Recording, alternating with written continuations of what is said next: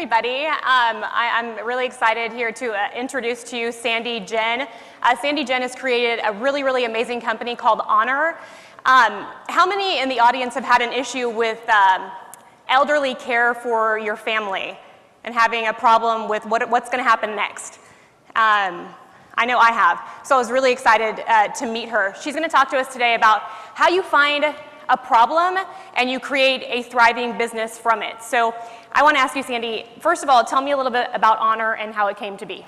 Sure. So most of the founders of Honor are second-time entrepreneurs, and so we were very tired of trying to guess what the next 18-year-old wanted on her cell phone. Didn't want to create a dancing pixel app, as my co-founder likes to say, and we wanted to solve a really big problem. And so we looked at things like unemployment, labor, solving poverty, and something hit really close to home, which was, what do I do with my parents when they're aging? Right. And my co-founder went on a trip back home, and his mom picked him up from the airport, and she really scared him. And so we thought, okay, well, here's something that's really, really big. There are 40 million seniors in the US. Taking care of our older adults is something that we tend to not talk about. Right. And so we decided that's a huge problem. Let's figure out how to tackle it. When we were talking backstage, I was asking you, once you found the problem, you pinpointed like how you could actually, help and make a difference.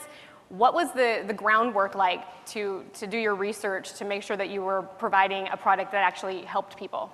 So you get down to the nitty-gritty. So you go, and we went to normal America, which is not the Bay Area. Bay Area is a little weird. So we went to Phoenix. We took day trips to Sacramento. We talked to care workers, we talked to care providers, we talked to people who had parents who are in this situation, we had people who were giving care already. So just basically talking to a lot of people. Right. Because if you can do all the research and you can read all the reports, but if you don't actually talk to real people, you don't get real data.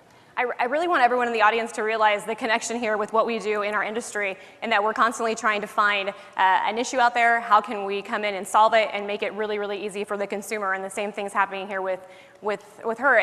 I want everyone to, I guess I'm very passionate about it, and I'm so glad Brad asked me to do this because I have grandparents in Livermore. I'm from Texas, but they live here, and they're all alone, and they completely refuse to come live with me or let me help them whatsoever. She has created something. It's as easy as me jumping onto my iPad and saying, what do I need for my grandparents to be able to stay in their home longer? Whether that be them having meals cooked for them, right? If they need to be bathed later on in life. And it's so incredibly simple. So how did you actually come up with how to create the app itself to make sure it was user-friendly? So I think one thing to remember is that apps are looked at as technology. And right. So our tact was, let's not think of Honor as a technology company, we're a service company. And so if you sell your mom who's living in Livermore, or your grandmother living in Livermore who's 95, that I'm going to give you a technology company to take care of you at home, they're gonna be like, what the hell are you talking about? Right. You wanna create something that they trust, because trust, number one, is the thing that drives this industry. If you don't trust your care professional, it's not gonna work. Right. And so we wanted to have the mindset that we're a service company, but technology should just fade away. Mm-hmm. So, seniors are often have a stigma of they don't know how to use technology, they don't know how to adopt it, but they use microwaves, they use cars, they use telephones, and that's all technology, but they don't think of it as technology. And so the tact is, how do you create an app or, a feedback system or efficiency system that doesn't feel, foreign and, crazy Silicon Valley? And so the message that we always go out with is that we're here to keep you at home as long as you can. And we're here to keep you healthy and happy. Right. The technology is there to enable all that. And so we don't want to be front and center. The service should be front and center. And so when we designed the app, it was, how do you make it feel like a consumer service, not technology? Yeah, and you really, really did a great job. I urge everyone to check it out because it goes so much beyond just, in-home senior care. When you first were starting to pitch the idea to others, how many no's did you have to go through until people really understood? So one fantastic thing about this kind of company is that it's very mission driven. Right. And so we actually didn't get a lot of no's because anybody you talk to has some sort of personal experience. Oh, my sister-in-law has this problem. Oh, I have this problem. Oh my gosh, I didn't think about it. My mom's gonna be 85 in 2 years. What am I gonna do? And so it was more about teasing what they actually needed, less about, no, that's not gonna work, because everybody knows it's a problem. Right. And so one of the reasons why we decided to go, this route as opposed to going, something more of a social consumer internet route was that, for a next photo app, I don't know if users are going to want it. Maybe it'll go, maybe you won't. But I know there's a problem with taking care of my parents, and I know that it's not awesome right now. So it's not really a no problem, it's a how problem. And how long did it take for you to go to the thought of putting this together to where I'm actually sitting here using it today? So one of the lessons we learned from our previous companies was that we wanted to move faster, more aggressively.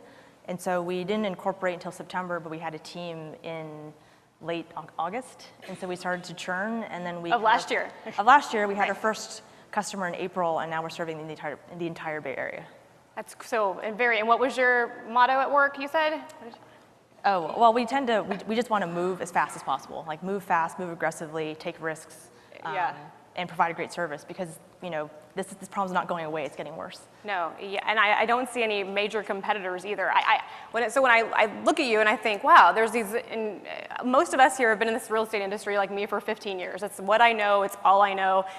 So for me to sit back and say, I'm going to start a new company by finding an issue in the world, I'm going to solve it, and I'm going to do it rapidly, it just isn't going to happen in my life. So we look to people like you to make those things happen for us. So before Honor even came about, you said that you literally were with your group and saying, like, what other world problem can we solve now because we are so smart?